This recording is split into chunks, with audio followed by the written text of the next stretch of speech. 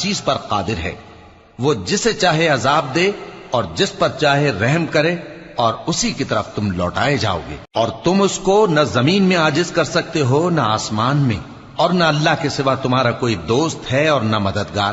اور جن لوگوں نے اللہ کی آیتوں سے اور اس کے سامنے حاضر ہونے سے انکار کیا، وہ میری رحمت سے نا امید ہو گئے ہیں، اور ان کو درد دینے والا عذاب ہوگا۔ تو ان کی قوم کے لوگ جواب میں بولے تو یہ بولے کہ اسے مار ڈالو یا جلا دو، مگر اللہ نے ان کو آگ میں جلنے سے بچا لیا۔ جو لوگ ایمان رکھتے ہیں ان کے لیے اس میں نشانیاں ہیں۔